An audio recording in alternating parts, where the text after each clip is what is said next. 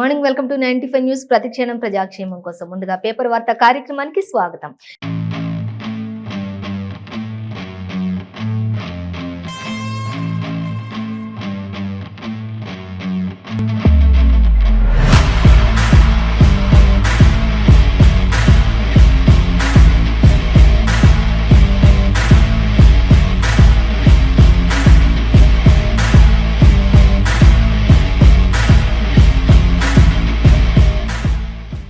ఈరోజు మన ముందు ఆంధ్రజ్యోతి, వెలుగు, సాక్షి దినపత్రికలోని మరి ఏ దినపత్రికలు ఏ వార్తలు ఉన్నాయి అనేది మనం మొదటిగా చూసుకున్నట్లయితే ఫస్ట్ వచ్చేసి మనం ఆంధ్రజ్యోతి దినపత్రిక చూసుకుందాం.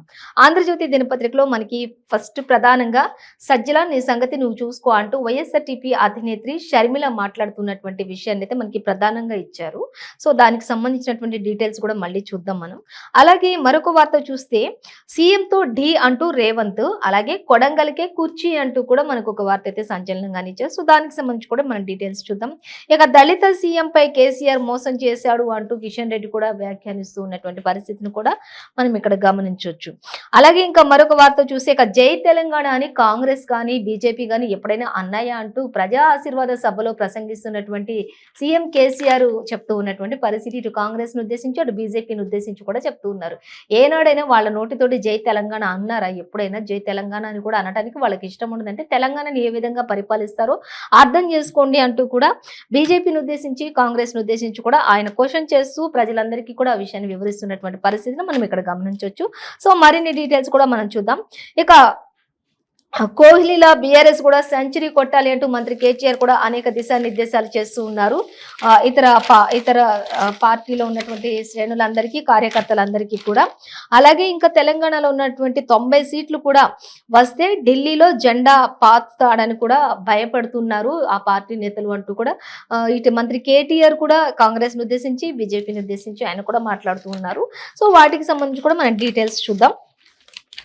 ఇంకా చూసినట్లయితే ఫస్ట్ మనకి వైఎస్ఆర్టీపీ అధినేత్రి షర్మిల మాట్లాడినటువంటి సజ్జల నీ సంగతి నువ్వు చూసుకో ఫస్ట్ అనే దాని గురించి చూసినట్లయితే మా గురించి అసలు నీకెందుకు అంటూ కూడా ఆవిడ క్వశ్చన్ చేస్తున్నారు. నీ సంగతి ఎందుకు నువ్వు చూసుకో, అసలు మా గురించి మాట్లాడడానికి నువ్వెవరు, నీకెందుకు, నీకు అంత అవసరం ఏంటి అన్నట్లుగా క్వశ్చన్ చేస్తున్నారు.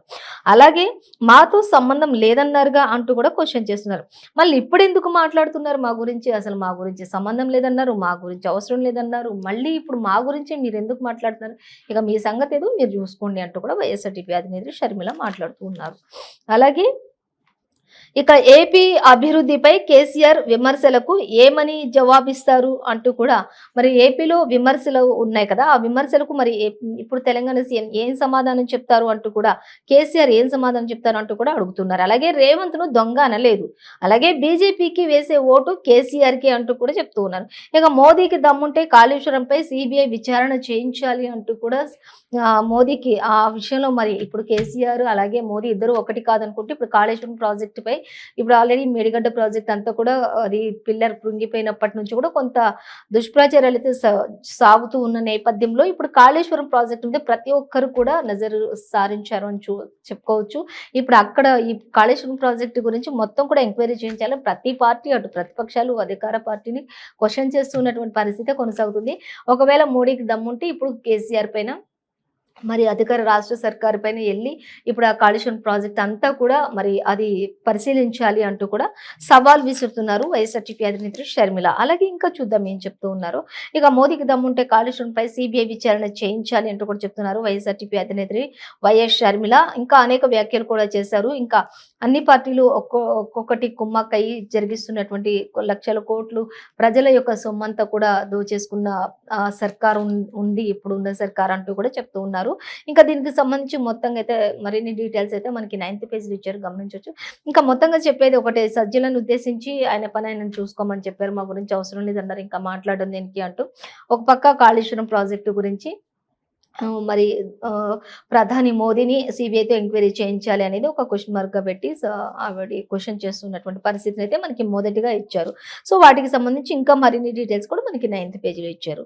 అలాగే ఇంకా సీఎం కేసీఆర్ విషయానికి వచ్చినట్లయితే జై తెలంగాణ అని కాంగ్రెస్ బీజేపీలు రెండు ఏనాడైనా అన్నయ్య వాళ్ళ నోటితోటి అంటూ కూడా మనకి ఇక్కడ క్వశ్చన్ మార్క్ చేస్తూ ఉన్నారు ఎవరు, సీఎం కేసీఆర్.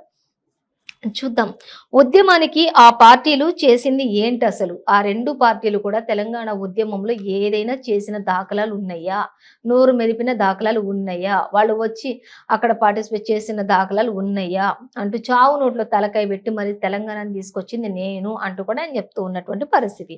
అలాగే ఇక నేను కొట్లాడితే తప్ప వేరే ఎవ్వరు కూడా రాలేరు. నేను కొట్లాడితే తప్పనిసరే రాష్ట్రం ఇచ్చారు తప్ప ఇంక వేరేదేది లేదు ఇక్కడ తెలంగాణ రాష్ట్రం రావడానికి. అందుకే నాకున్నంత మక్కువ ఎవరికీ ఉండదు.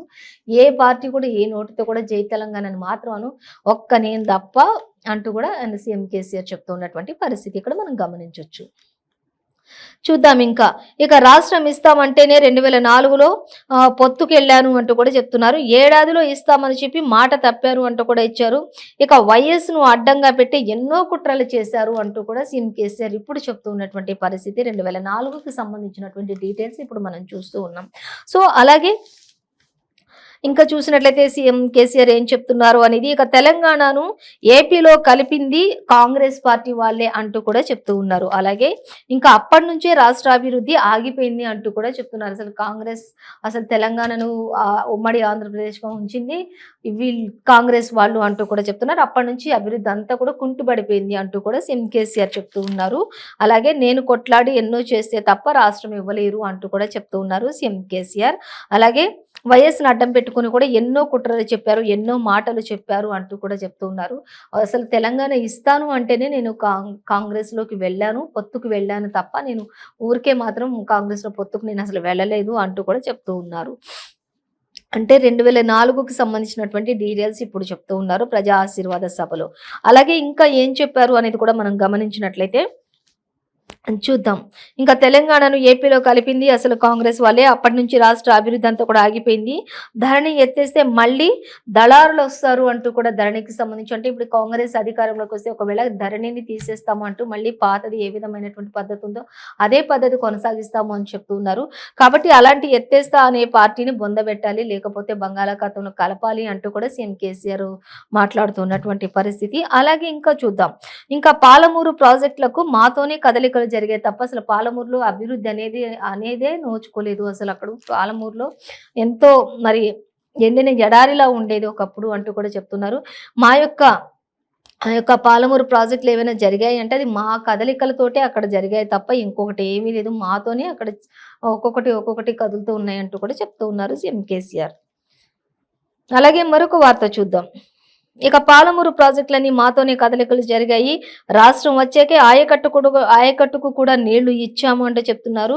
పాలమూరు ఎత్తిపోతలు 8 నెలల్లో పూర్తి చేస్తాం అంటూ కూడా చెప్తున్నారు. దేవరకద్ర, గద్వాల, అలాగే మక్తల్, నారాయణపేట్ ఇంకా ఎన్నికల సభలోని కేసీఆర్ వ్యాఖ్యలు చేశారు అంటూ కూడా ఇచ్చారు. అంటే నిన్న జరిగినటువంటి దేవరకద్ర, గద్వాల్, మక్తల్, నారాయణపేట ఇలాంటి ఈ యొక్క ప్రాంతాల్లోని మొత్తంగా కేసీఆర్ ఎన్నికల సభలోని ప్రజా ఆశీర్వాద సభలు ఇవన్నీ విషయాలను కూడా ప్రస్తావించినట్లుగా తెలుస్తుంది. అంటే తెలంగాణ వచ్చిన తర్వాత అసలు ఏ విధంగా వచ్చింది, అంతకుముందు ఎలా ఉండేది, ఇప్పుడు ఏం జరుగుతుంది అభివృద్ధి, ఇంకా నెక్స్ట్ వాళ్ళు వస్తే ఇతర పార్టీలు వస్తే ఏం అభివృద్ధి జరుగుతుంది, ఎలా జరుగుతుంది, ఇప్పటి వరకు ఎలా జరుగుతుంది అనే దానికి సంబంధించి మొత్తం కూడా నిన్న ప్రస్తావించారు సీఎం కేసీఆర్. ఈ విషయాలన్నింటినీ అంటూ ఇచ్చారు. ఇక ఆ విషయాల్లోనే ఎప్పుడైనా ఎవరైనా జై తెలంగాణ అంటూ వాళ్ళ నోడితే ఏనాడైనా అన్నయ్య బీజేపీ వాళ్ళు కానీ కాంగ్రెస్ వాళ్ళు కానీ అంటూ కూడా క్వశ్చన్ చేస్తూ ఉన్నటువంటి పరిస్థితిని మనం ఇక్కడ గమనించవచ్చు.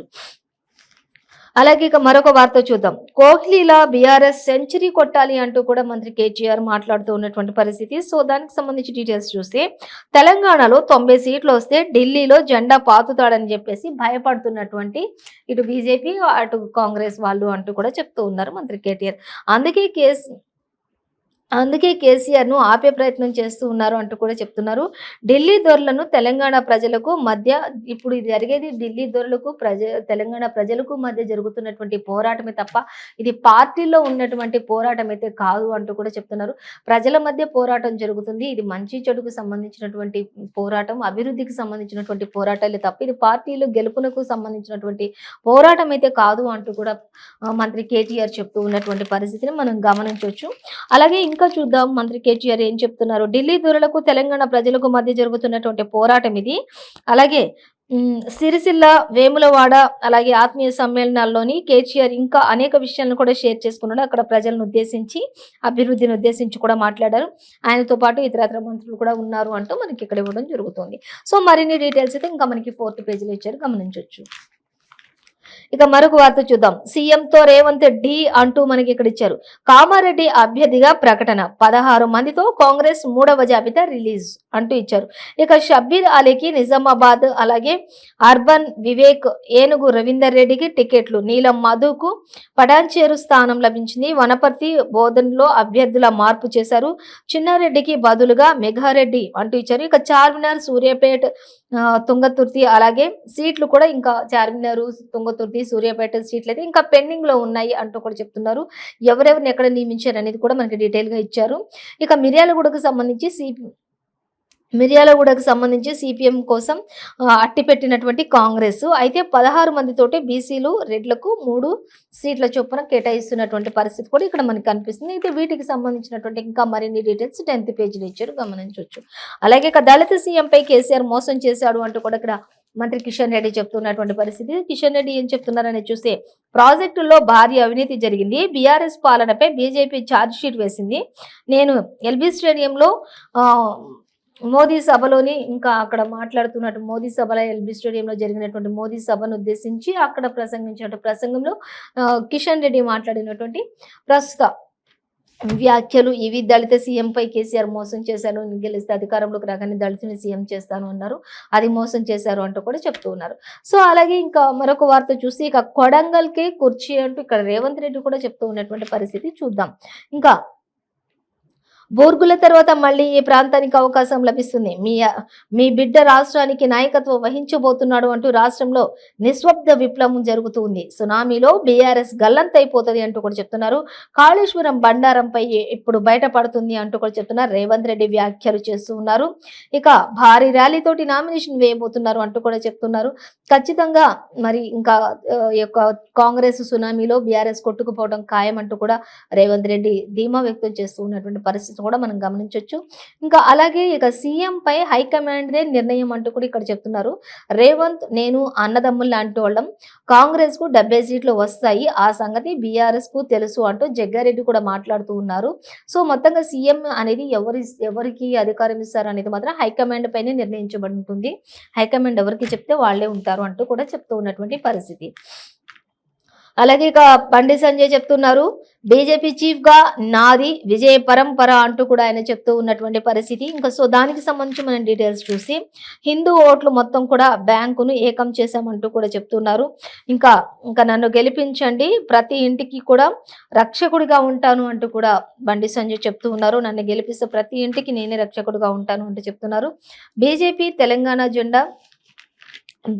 తెలంగాణ జెండా పట్టిందా అనడానికి సిగ్గుండాలి అంటూ కూడా చెప్తున్నారు. ఇక బీఆర్ఎస్ పుట్టక ముందే తెలంగాణ పైన తీర్మానం చేశాము అంటూ కూడా చెప్తున్నారు. కేసీఆర్ కొడుకి అహంకారం ఉంది, ఎక్కువైపోయింది ఆయనకి అంటూ బండి సంజయ్ చెప్తున్నారు. కేసీఆర్ కొడుకి అహంకారం ఎక్కువైపోయింది, కానీ బీజేపీపై ఎన్ని విమర్శలు చేసినా కూడా రానున్న రోజుల్లో ఖచ్చితంగా విజయకేతనం ఎగురవేసేది మాత్రం బీజేపీ అంటూ కూడా బండి సంజయ్ కూడా చెప్తూ ఉన్నటువంటి పరిస్థితి. ఇంకా కరీంనగర్ లో అభ్యర్థిగా నామినేషన్ దాఖలు చేసినటువంటి పరిస్థితి కూడా మనం ఇక్కడ గమనించవచ్చు. ఇక సీఎం రేస్ లో సంజయ్ అంటూ కూడా మనకి ఇక్కడ మరొక వార్త కూడా ఇచ్చారు. సో దానికి సంబంధించి కూడా డీటెయిల్స్ చూద్దాం. అందుకే బీజేపీ చీఫ్ గా తప్పించారు అంటూ కూడా ఇచ్చారు. కిషన్ రెడ్డి ముఖ్యమంత్రి రేసులో లేరు అంటూ కూడా మరొకరు వ్యాఖ్యానిస్తున్నటువంటి పరిస్థితి. రాజగోపాల్ రెడ్డి మళ్ళీ మా వైపు రావచ్చు అంటూ కూడా, ఒకవేళ రావచ్చు రాకపోవచ్చు అంటూ కూడా చెప్తూ ఉన్నారు. ఇంకా చూసినట్లయితే ఇక మీడియాతో అనేక విషయాలు వెల్లడించారు అంటూ కూడా చెప్తూ ఉన్నారు ఇక్కడ బండి సంజయ్కి సంబంధించి కూడా. సో మొత్తంగా అయితే ఇటు బండి సంజయ్ పైన బీజేపీ చీఫ్ గా ఉండొచ్చు, ఒకవేళ రానున్న రోజుల్లో ముఖ్యమంత్రిగా కూడా కావచ్చు అన్నట్లుగా కూడా చెప్తూ ఉన్నటువంటి పరిస్థితి. అంటే ఇప్పుడు ఒకరిని ఉద్దేశించి ఒకరు మాత్రం మొత్తంగా అయితే పోటాపోటీగా ముందుకు వెళ్తున్నటువంటి పరిస్థితులు అయితే మూడు ఉన్నాయి. టఫ్ ఫైట్ లో కొనసాగుతున్నటువంటి పార్టీలు ఏవైనా ఉన్నాయంటే బీజేపీ, బీఆర్ఎస్, కాంగ్రెస్ అని చెప్పుకోవచ్చు. సో మరొక వార్తాపత్రిక చూద్దాం. వెలుగు దినపత్రిక చూసినట్లయితే మనకి వెలుగు దినపత్రికలో ఫస్ట్ ప్రధానంగా అంటే కేసీఆర్ దోచుకున్న 1,00,00,000 కక్కిస్తామంటూ కాంగ్రెస్ నేతలంతా కూడా బైక్ ర్యాలీ నిర్వహిస్తున్నటువంటి నేపథ్యంలో ఇక్కడ అందరూ కూడా మరి బైక్ ర్యాలీతో వెళ్తూ మరి ఉత్తమ్ కుమార్ రెడ్డికి సమక్షంలో ఇంకా కల్వకుంట్ల కుటుంబం జైలుకు పోవడం ఖాయం అంటూ కూడా వివేక్ వెంకటస్వామి కూడా ఆయన సమక్షంలో అందరూ కూడా చాలా మంది పార్టీలో చేరుతున్నటువంటి నేపథ్యంలో ఖచ్చితంగా కల్వకుంట్ల కుటుంబం పైనే ఈ యొక్క ప్రక్షాళన కొనసాగుతుంది అంటూ కూడా చెప్తూ ఉన్నారు. ఇక కేటీఆర్ కు అహంకారం ఎక్కువ అంటూ బండి సంజయ్ ఆల్రెడీ చెప్పారు. ఇప్పుడే మనం చూసుకున్నాం ఆంధ్రజ్యోతి దినపత్రికలో. సో యాజ్ ఇట్ ఈస్ గా మనకి ఇక్కడ కూడా అదే ఇచ్చారు. సో దానికి సంబంధించి కూడా డీటెయిల్స్ చూద్దాం. ఇక నిధులన్నీ కూడా మీ సెగ్మెంట్లకేనా అంటూ కూడా వేరే నియోజకవర్గాలకు ఏం పాపం చేసినాయి అంటూ కేసీఆర్ ఫ్యామిలీపై రేవంత్ రెడ్డి ఫైర్ అవుతున్నటువంటి పరిస్థితి మనం ఇక్కడ గమనించవచ్చు. కాంగ్రెస్ థర్డ్ లిస్ట్ లో 16 మంది ఉన్నారు అంటూ కూడా ఇచ్చారు. ఎవరెవరు ఎక్కడ ఏ ఏ ప్రాంతానికి చెందిన వారు అనేది కూడా మనం క్లియర్ గా ఆల్రెడీ చెప్పుకున్నాం. సో మళ్ళీ ఇక్కడ మనకి వెలుగు దినపత్రికలో కూడా ఇచ్చారు. సో దానికి సంబంధించి కూడా డీటెయిల్స్ చూద్దాం. అయితే వివేక్ వెంకటస్వామి చెప్తున్నారు, కేసీఆర్ దోచుకున్న 1,00,00,000 కోట్లు కూడా కక్కించేస్తాము, కల్వకుంట్ల కుటుంబం జైలుకు పోవడు ఖాయం అంటూ వివేక వెంకటస్వామి చెప్తూ ఉన్నారు. అలాగే కాళేశ్వరం నీళ్లు రైతులకు రాలేదు గాని కేసీఆర్ అలాగే ఫామ్ హౌస్ కు మాత్రం పోతున్నాయి అంటూ కూడా ఇచ్చారు. ధరణితోటి హైదరాబాద్ చుట్టుపక్కల 20,000 ఎకరాలు ఉన్నాయి అంటూ కూడా చెప్తున్నారు. ఇంకా అలాగే చూస్తే సెటిల్మెంట్ 20,000 ఎకరాలకు సెటిల్మెంట్ చేసుకున్నారు వాళ్ళు. ఇసుక దందాలో కూడా బాల్కా సుమన్ 2,000 కోట్ల వరకు దోచుకున్నారు అంటూ కూడా చెప్తున్నారు. ఇక చెన్నూరు నుంచి సుమన్ను తరిమి కొట్టాలంటూ కూడా ప్రజలకు పిలుపునిచ్చారు వివేక్ వెంకటస్వామి. అలాగే చెన్నూరులోని బైక్ ర్యాలీ రోడ్ షోకు మద్దతు తెలిపినటువంటి కోదండరాం అంటూ కూడా ఇచ్చారు. ఇక ఆయన కూడా మరి ఏకీభవిస్తూ ఉన్నట్లుగా సంచలనాలు వస్తూ ఉన్నాయి అనేది మనకి ఇక్కడ క్లియర్ గా మెన్షన్ చేశారు. సో మొత్తంగా అయితే ఇంకా మరిన్ని డీటెయిల్స్ కూడా మనకి థర్డ్ పేజ్ లో ఇచ్చారు. మొత్తంగా అయితే కేసీఆర్ దోచుకున్నదంతా కక్కిచ్చేసి ప్రజల అకౌంట్స్ కి ఇస్తాము అంటూ కూడా చెప్తున్నారు. అలాగే కల్వకుంట్ల ఫ్యామిలీకే కాళేశ్వరం ప్రాజెక్టు వాటర్ అంతా వెళ్తున్నాయి తప్ప ఇంకెవ్వరికి వెళ్ళట్లేదు అంటూ కూడా, రైతులకు రాలేదంటూ కూడా ఆయన ఖచ్చితంగా చెప్తున్నారు. చెన్నూరు నుంచి అలాగే ఇక చెన్నూరు నుంచి కూడా ప్రజలకు ఆయన అభివాదం చేస్తూ ఉన్నారు. ఇంకా అక్కడి నుంచి కూడా బాల్క సుమాన్ని కూడా తరిమి కొట్టాలి అంటూ కూడా ఆయన చెప్తూ ఉన్నటువంటి పరిస్థితి కూడా కొనసాగుతుంది. సో మరొక వార్త చూద్దాం. ఇక కేటీఆర్ కు అహంకారం ఎక్కువ అంటూ కేసీఆర్ లేకుంటే ఆయనది బిచ్చపు బతికే అంటూ బండి సంజయ్ చెప్తున్నారు. తండ్రిని చూసుకొని బతుకుతున్న బిచ్చపు బతుకు ఆయనది, కేసీఆర్ లేకపోతే ఆయనకి ఏం లేదు అంటూ కూడా చెప్తున్నారు. అలాగే అప్పుడు కేసీఆర్ ని చూసుకొని అహంకారం చాలా ఉంది అంటూ కూడా బండి సంజయ్ వ్యాఖ్యానిస్తున్నారు. అలాగే ఎంపీగా గెలిస్తేనే ఏం చేశానని కొందరు దుష్ప్రచారం చేస్తున్నారు. ఇక 3 ఏళ్లలో 8,000 కోట్లకు పైగా నిధులు తీసుకొచ్చినట్లుగా ప్రకటన చేశారు బండి సంజయ్. అలాగే కరీంనగర్ బీజేపీ అభ్యర్థిగా నామినేషన్ దాఖలు చేశారు బండి సంజయ్ అంటూ కూడా మనకి ఇక్కడ క్లియర్ గా మెన్షన్ చేశారు. అలాగే మరొక వార్త చూస్తే నిధులన్నీ మీ సెగ్మెంట్లకేనా అంటూ ఇచ్చారు. వేరే నియోజకవర్గం ఏం పాపం చేసిందంటూ క్వశ్చన్ చేస్తున్నారు రేవంత్ రెడ్డి. ఇంకా కేసీఆర్ ఫ్యామిలీపై రేవంత్ రెడ్డి ఎంతో ఫైర్ అవుతున్నారు. రాష్ట్ర భవిష్యత్తును తీర్చిదిద్దే ఎన్నికలు అంటూ కూడా ప్రజలందరినీ ఉద్దేశించి ఆయన చెప్తూ ఉన్నారు. రాష్ట్ర భవిష్యత్ అంతా కూడా ఇప్పుడు మీరేసే ఓట్లపైన ఆధారపడి ఉంది కాబట్టి మరి రాష్ట్రాన్ని మీరు ఏం చేస్తారనేది మీ చేతుల్లోనే ఉంది అంటూ కూడా రేవంత్ రెడ్డి చెప్తూ ఉన్నటువంటి పరిస్థితి. ఇక నాపై పోటీకి రమ్మంటే కేసీఆర్ తోక ముడిసిండు అంటూ కూడా చెప్తుండు రేవంత్ రెడ్డి. అలాగే కొడంగల్ బిడ్డలే రాష్ట్రానికి నాయకత్వం వహించబోతున్నారు అంటూ కూడా చెప్తున్నారు. ప్రజలను మోసం చేసిన బీఆర్ఎస్ సన్నాసులు అంటూ కూడా చెప్తూ ఉన్నారు. ఇక ఏ ముఖంతో ఓట్లు అడుగుతున్నారని కూడా మండిపడుతున్నారు రేవంత్ రెడ్డి. అలాగే కొడంగల్లో నామినేషన్ దాఖలు భారీగా హాజరైన జనం. ఇయాల్టి నుంచి 5 రోజులు రేవంత్ వరుస సభలు నిర్వహిస్తారు అక్కడంతా కూడా అంటూ మనకి క్లియర్ గా మెన్షన్ చేశారు. సో మొత్తంగా అయితే అన్ని డీటెయిల్స్ తోటి ఇంకా మనకి సెకండ్ పేజ్ లో కూడా ఇచ్చారు, గమనించవచ్చు. ఏదేమైనప్పటికీ కూడా వేరే నియోజకవర్గాలు ఏం పాపం చేసే సెగ్మెంట్లన్నీ మీకేనా, నిధులన్నీ మీకేనా అంటూ కేసీఆర్ ఫ్యామిలీపై మాత్రం రేవంత్ రెడ్డి ఫైర్ అవుతున్నటువంటి పరిస్థితిని మనం ఇక్కడ గమనించవచ్చు. అలాగే ఇక కాంగ్రెస్ థర్డ్ లిస్ట్ లో 16 మంది అంటూ ఇచ్చారు. కామారెడ్డిలో కేసీఆర్ పై రేవంత్ పోటీ చేస్తున్నారు. చెన్నూరు బరిలో వివేక్ వెంకటస్వామి, అలాగే పటాన్చెరు నుంచి నీలం మధు, నిజామాబాద్ కి సంబంధించి అర్బన్ నుంచి షబీర్ అలీ, అలాగే వనపర్తి బౌద్ధ స్థానాల్లో కూడా అభ్యర్థుల మార్పు చేర్పులు ఉంటాయంటూ ఇచ్చారు. మిర్యాలగూడ, సూర్యాపేట, తుంగతుర్చి, చార్మినార్ సీట్లు ఇంకా పెండింగ్ లో ఉన్నాయి అంటూ కూడా మనకి క్లియర్ గా మెన్షన్ చేశారు. సో అలాగే ఇంకా మరొక వార్త చూద్దాం. మనం చూసినట్లయితే ఇక ఇవాళ మోదీ సభ ఉండబోతుందంటూ ఎల్బీ స్టేడియంలోని బీజేపీ బీసీ ఆత్మగౌరవ సభ ఉండబోతుంది. ఇంకా బీసీని సీఎంని చేయడానికి కంకణం కట్టుకుని ఉన్నామంటూ బీజేపీ నేతలు చెప్తూ ఉన్నారు. ఇక మళ్ళీ 11న కూడా రాష్ట్రానికి రానున్న ప్రధాని అంటూ కూడా ఇచ్చారు. ఈ రోజు కాకుండా మళ్ళీ ప్రధాని 11 కూడా వస్తారు అంటూ మనకి ఇక్కడ ఇచ్చారు. సో ఇంకా మరొక వార్త చూద్దాం. కాళేశ్వరానికి చిన్న పర్రె పడితే బట్టగాల్చి మీదేస్తున్నారు అంటూ కూడా ప్రాజెక్టులు మొత్తం పోయినాయి అని చెప్తున్నారు అంటూ రాహుల్ రేవంత్ బంధన్ అంతా కూడా ఒకటే గోల చేస్తున్నారు అంటూ కూడా మనకి కేటీఆర్ ఇక్కడ వ్యాఖ్యానిస్తున్నారు. ఏదో చిన్న బర్రెలాగా వస్తే దాన్ని కూడా ఇంత ఇదిగా రచ్చ చేస్తారా అంటూ కూడా కేటీఆర్ చెప్తున్నారు. కేటీఆర్ సభను ఉద్దేశించి కూడా అందరూ కూడా అక్కడ మరి జై తెలంగాణ అంటూ నినాదాలతోటి హోరెత్తించినటువంటి పరిస్థితి కూడా అక్కడ కనిపిస్తుంది అంటూ ఇచ్చారు. ఇక పాలమూరుకు కరువు కాంగ్రెసే కారణం అంటూ కూడా సీఎం కేసీఆర్ చెప్తున్నారు. కానీ వాటికి సంబంధించినటువంటి మరిన్ని డీటెయిల్స్ అయితే మనకి 4th పేజ్‌లో ఇచ్చారు. ఇంకా మరిన్ని డీటెయిల్స్ అయితే మనకి ఇక్కడ ప్రస్తావించలేదు కానీ మెయిన్ సీఎం కేసీఆర్ చెప్తున్నటువంటి పరిస్థితి పాలమూరు కరువు సంభవించిందంటే అది కాంగ్రెస్ పని అంటూ కూడా కేసీఆర్ చెప్తూ ఉన్నటువంటి పరిస్థితి. సో మరొక వార్తాపత్రిక మనం చూద్దాం. ఇంకా సాక్షి దినపత్రిక చూద్దాం. సాక్షి దినపత్రిక చూసినట్లయితే మనకి సాక్షిలో ఫస్ట్ అంటే 16 మందితోటి కాంగ్రెస్ మూడో జాబితా అనేది మనకి క్లియర్గా ఇచ్చారు. ఆల్రెడీ మనకి ప్రతి పేపర్లో కూడా అదే ఇచ్చారు. సో దానికి సంబంధించి కూడా మనం డీటెయిల్స్ చూద్దాం. ఇక ఆ గోస మళ్ళీ కావాలనా అంటూ ఇంకా మంత్రి సీఎం కేసీఆర్ అలాగే మంత్రి కేటీఆర్ ఇంకా కాంగ్రెస్‌ని ఉద్దేశించి, బీజేపీని ఉద్దేశించి మాట్లాడుతున్నారు. అంటే ఒకప్పుడు 50 సంవత్సరాల పైనే పాలించినటువంటి కాంగ్రెస్ ఏం చేసింది? ఏ రోజైనా ఇంత కళకళలాడుతూ, ఇంత సస్యామలంగా, ఇంత స్వచ్ఛంగా ఉందా ఏదైనా ప్రాంతం తెలంగాణ రాష్ట్ర ప్రభుత్వం అంటూ కూడా ఆయన క్వెషన్ చేస్తున్నారు. మళ్ళీ అదే గోస మీకు కావాలనా? లేకపోతే ఇప్పుడున్నటువంటి సస్యామలమైన రాష్ట్రం కావాలనా? తేల్చుకోండి అంటూ 50 ఏళ్ల తెలంగాణ బాధలకు కాంగ్రెస్ పార్టీయే కారణం కదా! మళ్ళీ అదే పార్టీని గెలిపించుకుంటారా అంటూ కూడా అడుగుతున్నారు. ఇక దేవరకద్ర, గద్వాల, మక్తల్, నారాయణపేట సభల్లోని సీఎం కేసీఆర్ ప్రతిపక్షాలను ఉద్దేశించి మాట్లాడుతూ ఉన్నటువంటి పరిస్థితి. ఇక నాడు తెలంగాణను ఏపీలో కలిపి ప్రాజెక్టులను రద్దు చేసింది కూడా కాంగ్రెస్ అంటూ కూడా చెప్తున్నారు. నదులు పారే పాలమూరుకు గంజి కేంద్రాల గతి పట్టించింది అంటూ కూడా మనం ఇక్కడ గమనించొచ్చు. అలాగే ఇంకా చూద్దాం. ఉద్యమం ఎగసి 100 మంది పిల్లలు చనిపోతే తప్పదని చెప్పి ప్రత్యేక రాష్ట్రం ఇచ్చింది తప్ప ఇంకొకటి ఏమీ లేదు అంటూ కూడా ఆయన చెప్తున్నారు. ఇక పచ్చబడ్డ రాష్ట్రాన్ని మరోసారి కథం పట్టించేందుకు కుట్ర చేస్తున్న కాంగ్రెస్ అంటూ ఇచ్చారు. నేను చెప్పేవన్నీ నిజం కాకపోతే మమ్మల్ని ఓడించండి అంటూ కూడా ప్రజలకు హితవు చేస్తూ ఉన్నారు. అలాగే అభ్యర్థులతో పాటు వారి వెనుక ఉన్నటువంటి పార్టీలు వాటి చరిత్రను కూడా చూడాలని పిలుపునిచ్చారు సీఎం కేసీఆర్. హెలికాప్టర్లలో సాంకేతిక సమస్యతో ఆలస్యంగా కార్యక్రమాలు నిర్వహించారు.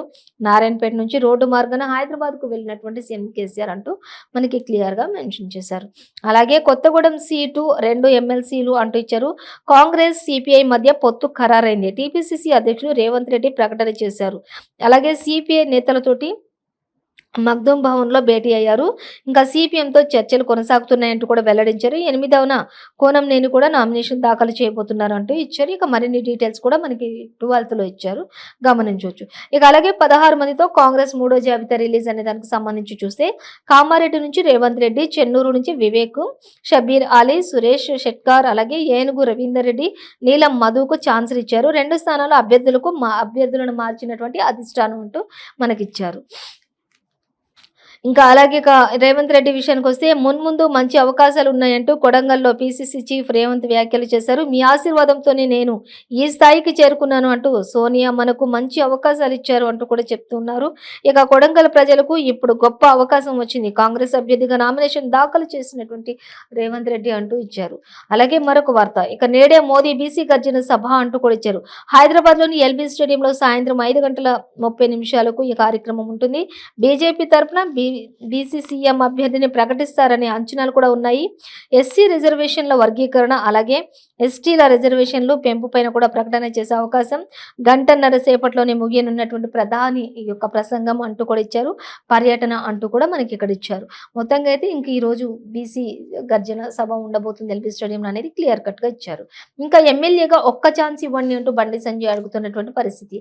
కరీంనగర్ ప్రజలకు ఎంపీ బండి సంజయ్ విజ్ఞప్తి చేశారు. బీజేపీ అభ్యర్థిగా నామినేషన్ దాఖలు చేశారు ఆయన అంటూ కూడా మనకి ఇక్కడ ఇవ్వడం జరుగుతుంది. ఇంకా చూసినట్లయితే ఈటెల రాజేందర్ విషయానికి వచ్చినట్లయితే ఇంకా అలాగే 61 సీట్లపైనే గెలుస్తా అంటే ఇక్కడ మనకు చెప్తున్నారు. మాది బీఆర్ఎస్ కాంగ్రెస్ లాగా కాదు, 119 చోట్ల బలమున్న షెటిల్డ్ పార్టీ కాదు, మాకు జనసేన అవసరం ఉంది, అందుకే ఆ పార్టీతో పొత్తు పెట్టుకున్నామంటూ చెప్తూ ఉన్నారు. ఎవరు ఏంటి అనేది చూసినట్లయితే ఇంకా చూద్దాం. అంటే మాకు జనసేన అవసరం ఉంది కాబట్టి అందుకే ఆ పార్టీతో పొత్తు పెట్టుకున్నామంటూ బీఆర్ఎస్, బీజేపీ ఒకటేనంటే గజ్వేల్‌లో నేను ఎందుకు పోటీ చేస్తా అంటూ కూడా చెప్తున్నారు. మీట్ ది ప్రెస్‌లో బీజేపీ నేత ఈటెల రాజేందర్ చెప్తున్నటువంటి పరిస్థితి. ఖచ్చితంగా జనసేనతో మేము పొత్తు పెట్టుకున్నాం. ఎందుకంటే మాకు అవసరం ఉంది అంటూ కూడా ఈటెల రాజేందర్ కూడా చెప్తూ ఉన్నటువంటి పరిస్థితి. సో, మొత్తంగా అయితే మనం ఇంకా ఏ పేపర్‌లో చూసినా కూడా మనకి సీట్లు అలాగే ఈరోజు జరుగుతున్నటువంటి సభలు, ఆశీర్వాద సభలు, బీసీ గర్జనలు అలాగే ఇంకా రేవంత్ రెడ్డి చేస్తున్నటువంటి ఆయన కూడా రేవంత్ రెడ్డి చేస్తున్నటువంటి ప్రకటనలు, ఇంకా రాబోయే ప్రకటనలు, వచ్చే ప్రకటనలు, చేసే అభివృద్ధులు ఇవి అలాగే ఇక కాళేశ్వరం ప్రాజెక్టు విషయాల్లో కూడా ఇంకా అన్నిటిని ఇంకా అలాగే ఇంకా వైఎస్ఆర్‌టీపీ అధినేత్రి షర్మిల కూడా స్పందించారు. ఇంకా సజ్జల విషయంలో అనేది ఇంకా మనకి ప్రతి పేపర్‌లో కూడా అన్నీ కూడా సేమ్ యాజ్ ఇట్ ఈస్‌గా ఇంకా ఒకరు ఏ పార్టీ వాళ్ళు ఆ పార్టీ ముందుకు వెళ్ళడానికి ఒకరినొకరు విమర్శించుకుంటున్నటువంటి పరిస్థితులే మనం గమనించొచ్చు ప్రతి పేపర్‌లో కూడా. సో, ఇదండి ఇవాల్టి పేపర్ వార్తా కార్యక్రమంలో విశేషాలు. మరో పేపర్ వార్తా కార్యక్రమంతో మళ్ళీ రేపు కలుసుకుందాం. అంతవరకు చూస్తూనే ఉండండి 95 న్యూస్.